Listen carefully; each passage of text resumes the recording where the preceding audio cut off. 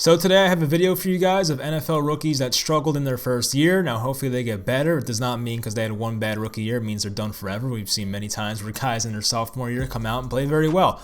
But I made a video in the past, I think a few days ago, about rookies that played very well. I think guys that are here to stay, guys that are legit. I'm thinking about making a video for NFL rookies that really exceeded their expectations, guys that were picked in the middle to late rounds of the draft that really came out and played very well, so I might do that in the future, but hopefully you guys enjoy this video.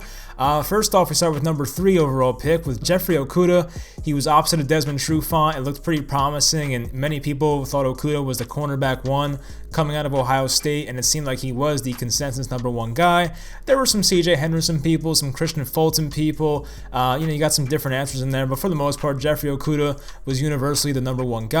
So he had some separate injuries this year. He had one in the beginning of the year and the last game of the year, I think it was, or something like that, or it was like middle of the end of the year, like middle of December. So he did miss some time this year, but on top of that, he had a 77 completion percentage against him, a 118 quarterback rating against him, 11.2 yards per target, and 2 touchdowns allowed. So not what you want to see from your guy that's supposed to be a shutdown number 1 corner.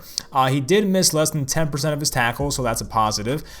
He did have his first career interception, 2 passes defended, 47 tackles in 9 games, so it wasn't all bad. This guy was not a train wreck, but Jeffrey Okudah, based on the expectations, I think a lot of Lions fans and people that follow the NFL expected a lot more from the rookie. So he'll definitely benefit from getting away from Matt Patricia. That definitely helps anybody, I feel like, and we'll see.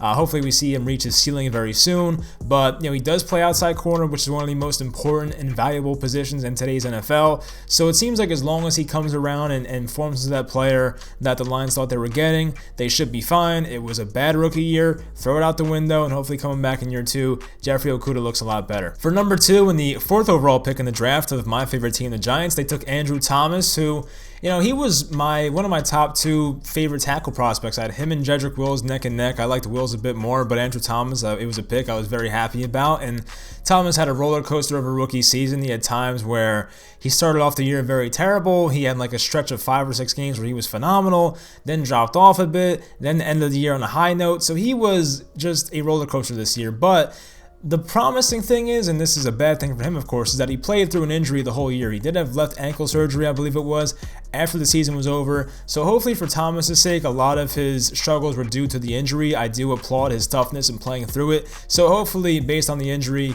he'll be fine going forward. Hopefully he's healthy in year 2. He did give up the most sacks by a tackle this year with 10. Obviously not a good number. That has to be much better. There was a guy who gave up 11, but for tackles at least, he was number 1. So for PFF grades, his overall was 62.4. Average, it's a little below average, honestly. Pass blocking was 54, that's not that good, and run blocking was a 62. Run blocking was the thing for Andrew Thomas that I was like a sure thing, like I thought it was going to be great. He showed some moments this year of being a great run blocker, some moments of not being that good out of it, but for pass blocking, it was pretty inconsistent. He had some great games and some train wreck games, so I guess we'll find out. But I was high on him. I'm excited for year 2 for the guy. I hope he's healthy. The Giants need their franchise left tackle, keep Daniel Jones upright. The offensive line is young over there for the Giants. It has to get better as they get older, so we'll see what happens. But Andrew Thomas hopefully does bounce back in year number 2. Speaking of the Giants, and many guys, a guy that many Giants fans wanted, number 8 overall, Isaiah Simmons. So Simmons was looked at as like one of the most versatile, most hyped players in the draft, but kind of underwhelmed in his first year. So Simmons, when he played in week 1, was a disaster against the 49ers, but he did kind of rebound the rest of the year, honestly. It was like a slow increase of his snaps and getting better. So it took until week 9 for him to see over 21 defensive snaps in a game, but he did have some good performances down the stretch. His best games were probably the second game against the Seattle Seahawks, and he also had a good game in week 15 against the Eagles. So he also had one of the most clutch plays of the year when he intercepted Russell Wilson in overtime. I think the other linebacker, Jordan Hicks, got hurt that game, and Isaiah Simmons came in, got the interception, so that was huge, of course. So that was like a big rookie moment for him in overtime. Simmons should be better going forward, and I personally think he might benefit from sticking to one position, because if you look at the positions he played last year, he was playing just about everywhere. It was every linebacker position. He was playing some slot corner, outside corner. I'm like, let's give the guy some stability and play him somewhere. I know part of the reason you drafted Isaiah Simmons is because of the versatility, but at least get him used to one position, then try to move him out. I just feel like they should stick him at one place and get him acclimated. I feel like they kind of did too much for him in his rookie year and didn't really help him. So we'll find out. We know Isaiah Simmons is very talented. He should be fine. He's one of the best pass coverage linebackers in football based on his athletic ability. So we'll find out if the Cardinals have themselves a franchise linebacker going forward. Next, we have Henry Ruggs, who was taken number 12 overall. Seemed like a massive reach, and he was taking over guys like CeeDee Lamb, Jerry Jeudy, Justin Jefferson, who had more success than him, which is a bit discouraging. So Ruggs never put up these staggering numbers at Alabama, but Mike Mayock, John Gruden, I guess saw enough with his field stretching ability and some of his deep play ability to be like, we want this guy. We feel like he can really bring our offense to another level. And Henry Ruggs did not really put up great numbers throughout the year. His highest reception total in a game was 3. He had a few games of 3 receptions, never had over 4 in a game, so that's not good to see from your first round pick. He had some big games against the Chiefs in their win at Kansas City. He had the game-winning touchdown against the Jets when Greg Williams basically gave them the win, but still, he was there to catch it. So Ruggs had some moments of being good, but it just was not consistent. It seemed like he was not a fit for that offense, and that's kind of the thing. Derek Carr was never known as a quarterback that wants to throw the ball deep. Derek Carr is more of a keep it underneath, be conservative type quarterback. Then you get this field stretcher hoping that it would work out, and it didn't really work out because the guy they signed for 1 year and a few $1 million, Nelson Aguilar, was more of the deep threat than Henry Ruggs was. So that's obviously not what you want to see. But at the same time, he's still very young. He has talent. I hope he gets it together. I'm not confident personally because I feel like him and Derek Carr just won't mesh together. Their games are not similar enough.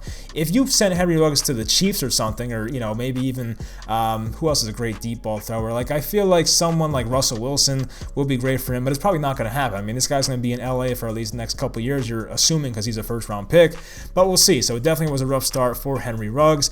Next we have Austin Jackson, the number 18 overall pick. So I remember not being an Austin Jackson fan, and I remember posting a video of him just missing an assignment on a pass blocking play, and me and some people in the Twitter replies got at it, but I was just not a fan of Austin Jackson. I thought a middle first round pick for this guy was a massive reach. I remember some Giants fans were talking about, should we get this guy in the early second round, and even that was too much for me. I was like, no, I do not want this guy. So Austin Jackson in the mid first at number 18 seemed like a reach, and he gave up 4 sacks, 29 hurries. The 29 hurries were the 8th most given up by offensive linemen in 2020, so not that great.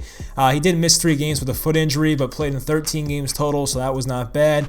His PFF grades were a 52 overall, pass blocking was a 53, run blocking was a 49.6, so obviously a little below average, could get better. I'm not going to completely change my opinion on Jackson and expect him to be this great offensive tackle going forward, but for Miami and their fans to invest a first-round pick, you'd hope that this guy gets it together. I think he's one of the youngest guys in the class. He was barely 21 when the year started. I think he turned 21 in August. So he's very young for this class, and hopefully coming into his age 22 season, he gets better and puts it together. But so far, it has not been the best start to his career for Austin Jackson. Next, we have Damon Arnette at number 19 overall to the Las Vegas Raiders. Now, it seemed like to me that Damon Arnette, and I feel like not just me, most people saw Damon Arnette as a early second, mid-second, late second, just a second round in general type prospect. And, they kind of did the same thing with Henry Ruggs, where it's a guy that they wanted, a guy that they liked. They could have traded back probably, but they just took the chance and took them a bit early. And look, Damon Arnette's a guy I like, and I don't want to make it sound like I'm not a Damon Arnette fan. I wanted him in the late second round possibly or something like that, but there were some character concerns coming out of college. I think a lot of those were fixed. I don't think it was a big deal, but he returned for his senior season at Ohio State, and some people were surprised by that. He's a bit of an older prospect right now. He's 24 and a half years old, but he had the thumb injury this year, the COVID list stint. He had 9 games played on the season, so he did miss some time, but in those 9 games, a 78% completion percentage against him, 12.4 yards per completion, a 106.9 quarterback rating, and 34.2% missed tackles. That's an insane rate. I've never seen it that high, I feel like. So Damon Arnette has to be better at not only coverage, but tackling, because 34.2% missed tackle rate is embarrassingly bad. So as I mentioned, he's 24 and a half years old, so if he wants to turn his career around, it has to happen soon. He can't wait another 2-3 years and be like, okay, I'm good, because by that point he'll be 27, 28. He has to make a change either this year, or this upcoming year, or the year after. He can't wait that long. So the Raiders have this young secondary of Trayvon Mullen. They have Jonathan Abram, of course, who has his own problems, Damon Arnette. So, for now, it's just potential, but they do have at least some young guys that were drafted pretty highly that could be good, but right now it didn't look good for Damon Arnette in year one. He had some good games early on, but it seemed to get worse and worse. There were some games, like the Chiefs game, I think it was, one of the Chiefs games, where they just completely picked on him and just exploited him the whole game. So he has to be better. If he's drafted to be a cornerback one, basically, when you're picked in the first round, that's pretty much what your expectation is. You have to be better. I think Raiders fans can agree on that. So, the next pick, actually, Chaisson, number 20 overall to the Jacksonville Jaguars. So Chaisson was drafted highly just based on his traits. It wasn't like the guy put up, incredibly great numbers in college. It was just like, oh, this guy he's a 6'3", 255-pound outside linebacker that can move very well, and he's very long and athletic. And, some GMs definitely gravitate towards that and say, hey, what do we project him out to be? Can he be a really good outside linebacker or defensive end in the NFL? And if you think so, then you take that in the first round. So the Jaguars had this pick from the Rams, I believe, so it wasn't like it was their own first-round pick earlier, but still, to make this type of investment is still a lot. So Chaisson, like Austin Jackson, still very young. He's still 21 years old. He'll be barely 22 by the start of next year, so he has the youth on his side. He did play in all 16 games, a positive, did not get hurt. He started 3 games, played 51% of the snaps on defense for the Jaguars this year. In those 51% of snaps, put up 1 sack, 9 quarterback hits, 3 tackles for loss, and 19 total tackles. So for the Jaguars, you have Josh Allen, who had a great rookie year, of course, missed time this year with an injury, but if he comes back, Josh Allen, and you get Chaisson, who reaches his ceiling, which would be amazing, you would have 2 really, really good pass rushers on that defense right there, which is still young and needs to improve. And, who knows what happens on offense with Trevor Lawrence. How good is he? We'll find out. But at least they have to get these pass rushers right. And if Chaisson turns into a real player, it'll help them tremendously. But as I said, you're basically just banking on he grows into the player they want him to be. They have not seen anything really at LSU to make you feel that he's a dominant player. He has shown flashes. It has not been consistent. So Chaisson somehow has to make that more consistent, grow into his body. He's now used to the NFL speed, so hopefully in year 2, for Jaguars fans' sake, he'll be better. So we'll find out about that. Lastly, we have Isaiah Wilson, who went number 28 to the Tennessee Titans. This guy had a rough year. So I personally thought Isaiah Wilson was a mid to late second-round pick, and the first round seemed like a massive reach. He's a very, very big guy. If Mekhi Becton wasn't in this draft, this guy would get the hype for the big offensive tackle, but that's not the case. So the Titans, this is what you should not do when you're in the NFL, reach for position in the draft, and that's kind of what they did, I feel like, because Jack Conklin, their right tackle, left for the Browns, and they needed to fill in that spot, so they took Isaiah Wilson way too high, it seems like, and Isaiah Wilson played in 1 game this year. He had some off-the-field issues going on. So number 1, he was one of the first players, he might have been the first player in the NFL to be on the COVID list. Probably not his fault if he was out partying and at a strip club like some people, James Harden. But if he was, then yeah, that's probably his fault, but I don't know how he got it, so I'm not going to make those assumptions. But number 2, this is his fault. On September 11th, he was arrested for DUI. Definitely your fault. Not good. Number 3, he spent the first month of the regular season on the COVID list. Could have been in relation to that DUI, and I don't really know, but they might have used that COVID list as an excuse. Number 4, he was suspended in week 13 for violating team rules. I don't know what it was exactly, but that's probably a fault of his own. And number 5, upon returning from the suspension, he was placed on the reserve/non-football illness list. Definitely not a good rookie season at all. He played 3 snaps the entire year, had the off-field issues, had the COVID stuff.